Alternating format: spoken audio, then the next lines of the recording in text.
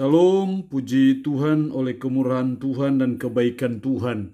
Kita boleh berjumpa kembali dalam renungan harian di hari ini yang saya percaya terus menolong kita, menginspirasi hidup kita, memotivasi kita untuk kita terus bertumbuh dalam kedewasaan rohani kita.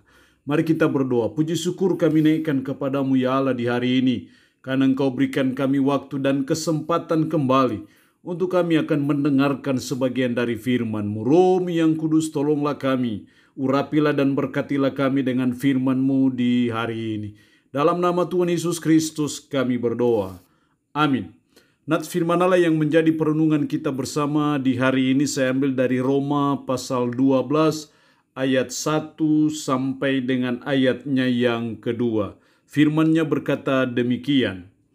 Karena itu saudara-saudara, demi kemurahan Allah aku menasihatkan kamu, supaya kamu mempersembahkan tubuhmu sebagai persembahan yang hidup, yang kudus dan yang berkenan kepada Allah. Itu adalah ibadahmu yang sejati.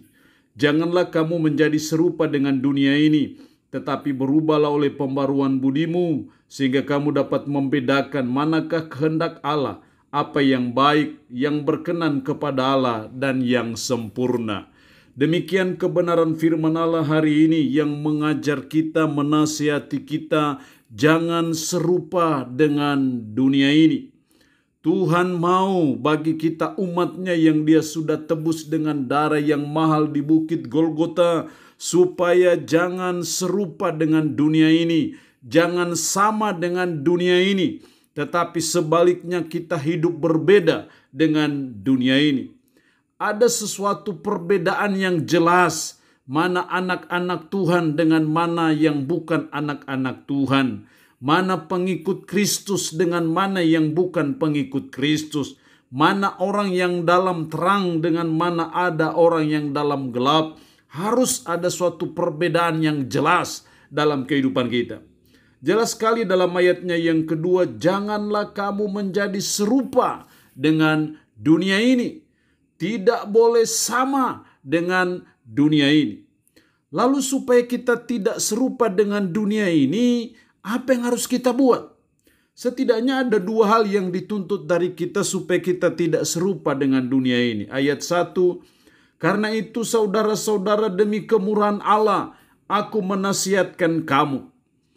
Nasihat Paulus kepada jemaat yang ada di Roma itu didasarkan pada kemurahan Allah yang dijelaskan oleh penulis dalam pasal 1 sampai dengan pasalnya yang ke-11. Karena kita sudah mengalami kemurahan Allah, baru Paulus memberikan nasihat. Nasihatnya adalah supaya kamu mempersembahkan tubuhmu. Ketika saudara dan saya sudah mengalami kemurahan Allah yang sungguh luar biasa bagi kita manusia berdosa, maka kita dinasihati oleh firman Allah supaya kamu mempersembahkan tubuhmu. Karena ketika saudara dan saya terus-menerus mempersembahkan tubuh kita kepada Tuhan, maka itu yang membuat kita tidak serupa dengan dunia ini. Mempersembahkan tubuh artinya bahwa kita menyerahkan seluruh anggota-anggota tubuh kita untuk dipakai sebagai senjata-senjata kebenaran, bukan senjata-senjata kelaliman. Jadi tangan ini kita pakai untuk kita bekerja, untuk memuji Tuhan. Tidak boleh dipakai untuk mencuri ataupun memukul orang.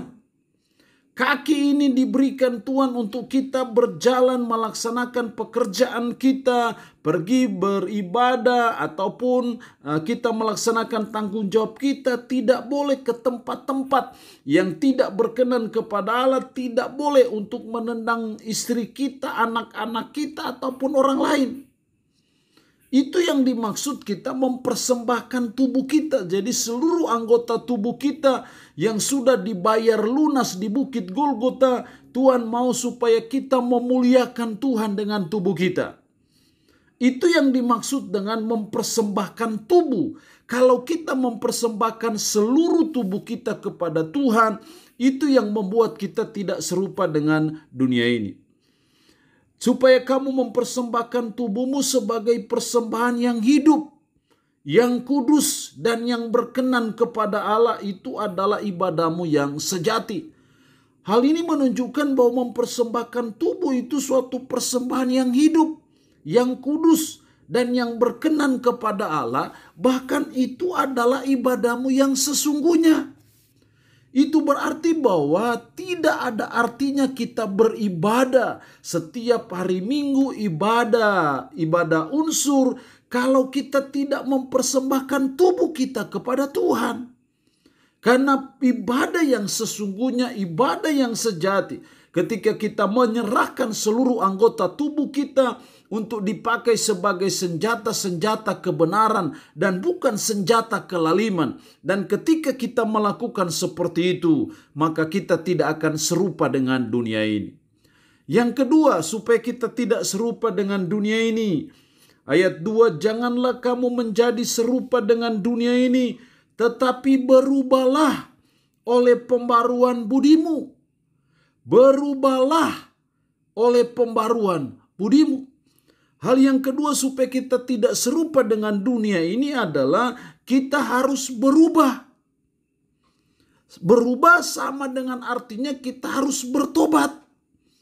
Dari cara hidup yang tidak baik, cara hidup yang tidak berkenan kepada Allah, dari cara hidup dalam dosa, kita harus tobat, kita berubah.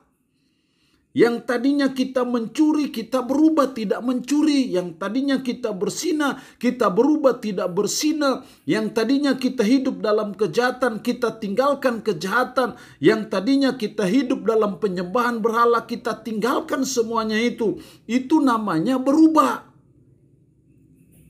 Menarik kalau kita menyelidiki kata berubah. Dari kata metamorpe. Dari situ kita mengenal istilah metamorfosis. Bahwa kupu-kupu itu jadi indah dari bermetamorfosis. Dari ulat yang menjijikkan. Terus dia bermetamorfosis menjadi kepompong. Yang tadinya menjijikkan sudah tidak terlalu menjijikkan karena sudah jadi kepompong. Terus dari kepompong bermetamorfosis lagi menjadi kupu-kupu yang indah. Dari yang menjijikkan karena ulat, terus mulai bermetamorfosis menjadi kepompong, sudah tidak terlalu menjijikkan dan akhirnya menjadi kupu-kupu yang indah, yang menyenangkan. Banyak kehidupan-kehidupan kita yang menjijikkan. Tapi kita harus bermetamorfosis, kita harus berubah. Ada suatu proses sampai kita jadi kupu-kupu yang indah, yang enak dilihat, yang enak dipandang. Itu yang harus menjadi perjuangan kita sebagai umat, sebagai orang percaya, supaya kita jadi kupu-kupu yang indah. Walaupun tadinya menjijikkan, tapi kita mau berubah. Sampai akhirnya kita menjadi kupu-kupu yang indah. Dan kalau itu yang terjadi, maka kita tidak akan serupa dengan dunia ini. Allah yang punya firman ini memberkati kita dengan firman-Nya di hari ini. Amin. Mari kita berdoa. Puji syukur untuk kebenaran firman-Mu di hari ini, yang mengajar kami supaya kami jangan serupa dengan dunia ini. Karena itu tolonglah kami supaya kami terus mempersembahkan tubuh kami untuk dipakai sebagai senjata-senjata kebenaran, bukan senjata-senjata kelaliman. Tolonglah kami supaya kami mau berubah dari perbuatan-perbuatan kami yang menjijikkan, menjadi perbuatan-perbuatan yang indah, yang menyenangkan, supaya kami tidak serupa dengan dunia ini. Tanamkanlah, meteraikanlah firman dalam hati dan pikiran kami, dan sanggupkan kami, supaya kami bisa memberlakukan firman ini dalam kehidupan kami sehari-hari. Hamba mohon berkat-Mu bagi umat-Mu yang mendengarkan renungan harian di hari ini. Berkat kekuatan, berkat jasmani Tuhan limpahkan. Umat-Mu yang saat ini dalam keadaan sakit, hamba berdoa dalam nama Yesus. Tuhan lawat, Tuhan jamah, Tuhan sembuhkan dari sakit penyakit yang diderita. Terpuji-pujilah nama-Mu ya Tuhan. Dalam nama Tuhan kami Yesus Kristus kami berdoa. Amin. Shalom. Tuhan Yesus memberkati kita semua.